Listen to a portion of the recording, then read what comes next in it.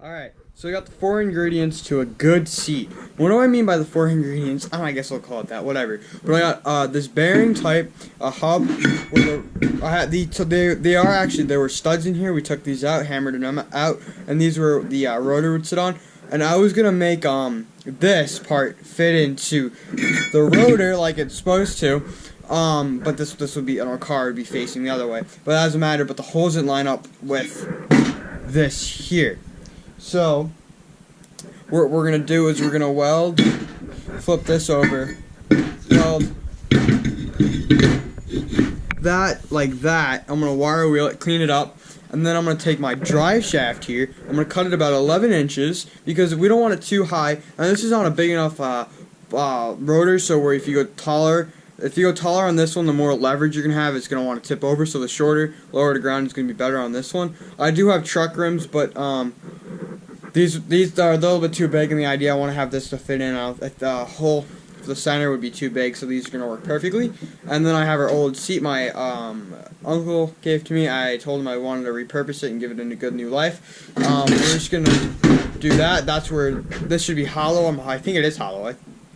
So we're going to cut this with the bandsaw 11 inches, and this has this part here, the shaft. I'm going to slide it into this, and then, because it's going to help, because it's hollow, so no drawing. And then it's got this cool little artwork. I don't know, it's just kind of random, but I kind of like it. I want to keep it like that, maybe clear coat it, but I want to give this a new life. So I think it's going to be a really cool swiveling seat. It's going to be real fun to build. And I had these laying around outside. I didn't know what to do with them until I kind of got the seat, and then I was like, I want to get a nice cool base for it, and then I started putting on ideas. This spins, it's got on a bearing, this can be my bottom, and I've used these for many things. Like a door stop, I took two rotors, welded them together, and that worked, and it's perfect. So rotors are real handy to have for simple stuff. The drive shaft is just nice and tall and hollow, and then this seat's going to work perfectly. And it's not rotted. Sometimes the center likes to rot, but it didn't. That's real nice. It's actually a real nice solid seat too. But we're going to get to welding. Actually, not welding. We're going to start cleaning this. Then we're going to weld it. And then we're going to have to fabric cobble all this together. And then we're going to get the seat mounted. It's going to be a little bit of a process, but let's get to it. So I want to start in advance. It's actually kind of windy out there. You can't really see it, but there's wind, so the wind's going to be probably annoying. So I'm not sure. I'll probably try and see if I edit it out, maybe do a time lapse. But it's going to be a little bit annoying, so just, be aware. But we're going to get started on prepping all this. So let's get to it.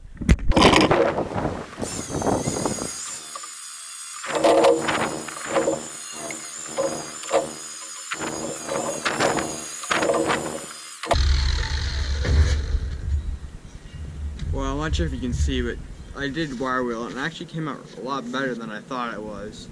So I'm gonna get to clean this, and then we're actually gonna MIG weld this. This is actually cast iron. I'm pretty sure this is just mild steel or carbon steel, whatever you want to call it. But this is cast iron.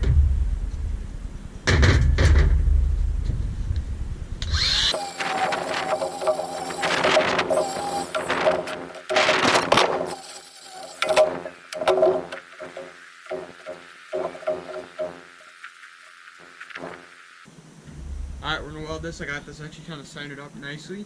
So I'm going to just tack weld this, and then I'll probably tack weld it, see how it looks, and then if it's not centered, or just make sure everything's all correct. That's why I like tack welding. Tack welding is probably the best because you just one little weld, it holds everything mostly together. It's not structural, it's not good for leaving how it is. You got to go back and weld it. But use it so you can mock up stuff. So I'm going to pull out the welder, and I'm going to tack weld this. Alright, I got this, all my stuff out. I'm going to probably put 4 to 5 tacks in it.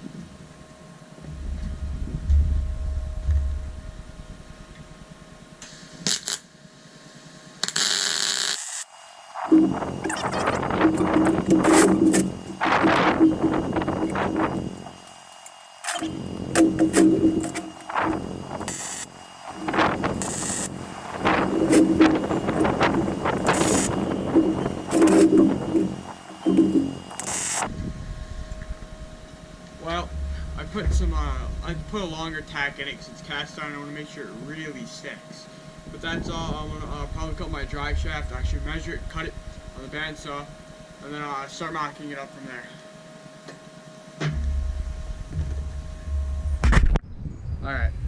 So I got this measured out to 11. I'm going to use that. So that's going to be 17 inches from the top of this when it's all welded in. So it's going to be 17 inches, and then plus another couple inches with the seat, so it's probably like 20 inches going to be off the ground. So I'm going to cut this on the bandsaw.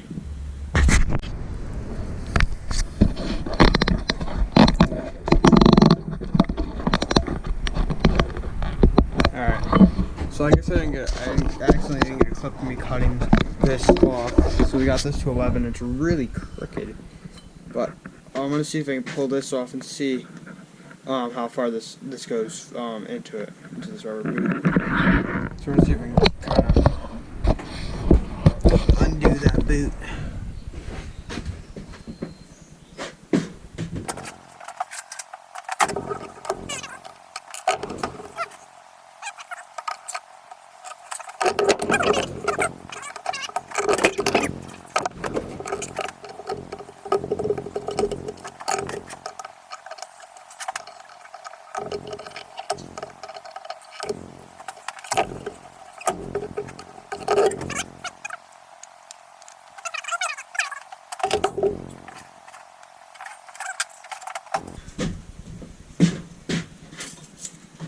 Oh, actually, if we measure like that, that's actually over 11 inches. Here, it's a little under, or it's a little over 11. So, what I may do with this, I may trim it up because this looks like junk. But I'm not sure yet.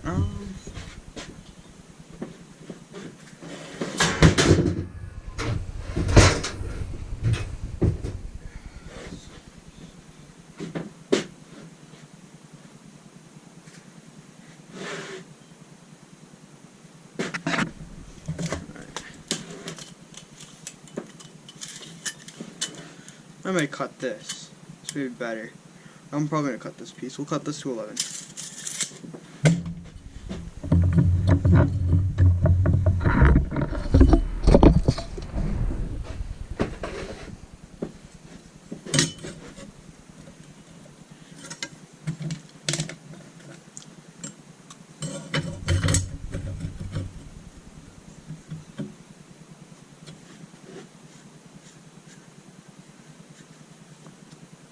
All marked up.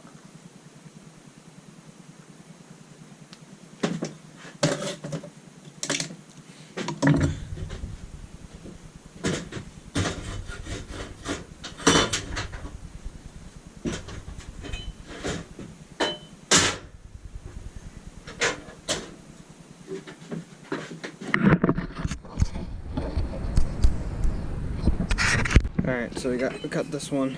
It's a little bit over 11 inches. We gotta make sure it sits nice and level. We're clean in here, but I think after I clean this, I'm gonna weld this up. So cut this up here. Alright, I'm gonna just clean this up in here before we weld it.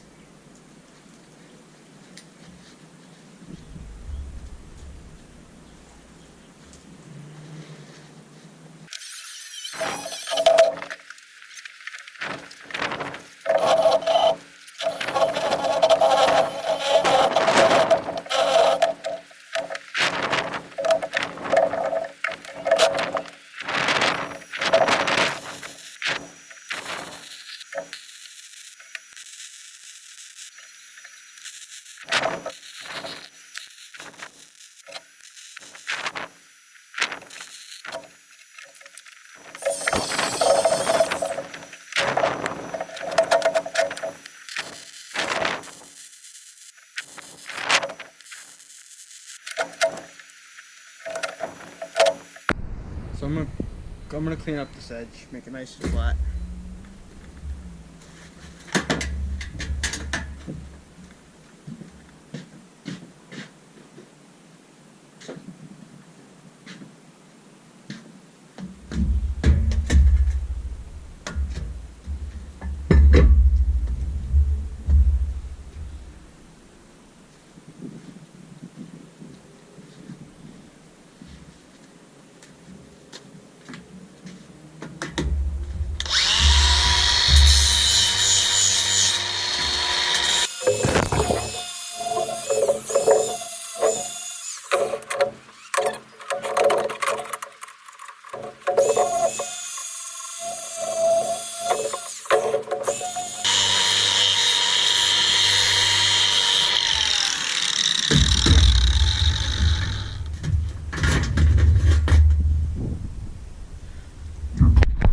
So I'm gonna weld this piece to that bottom, and then when I grind, it's gonna be a lot easier.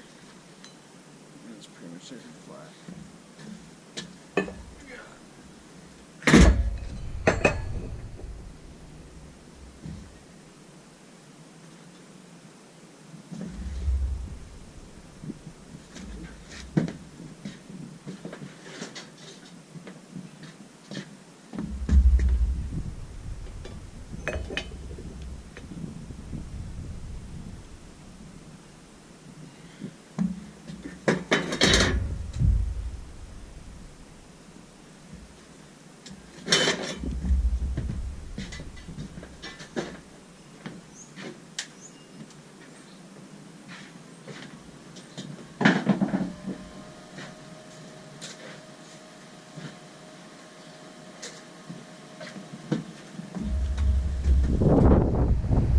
Now we're gonna weld this,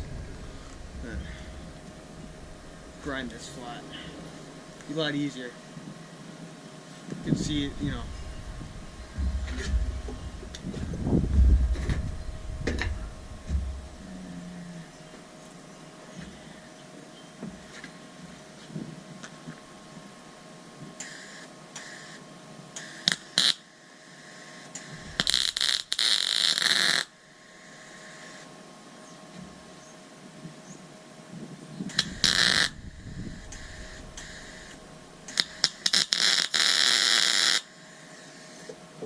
Oh, I feel attacked.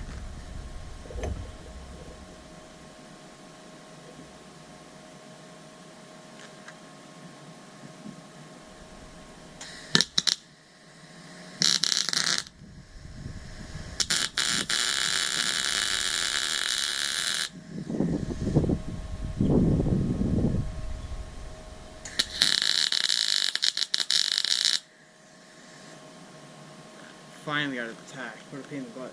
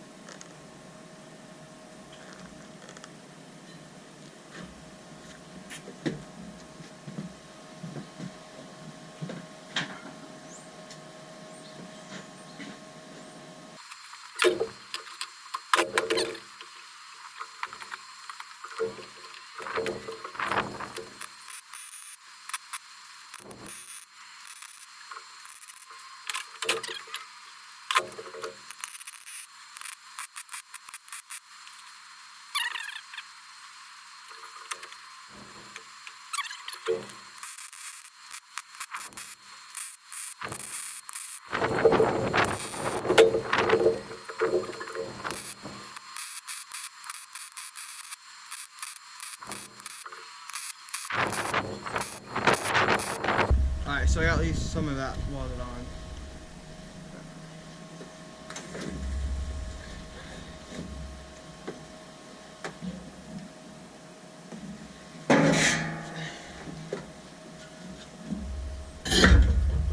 Like that.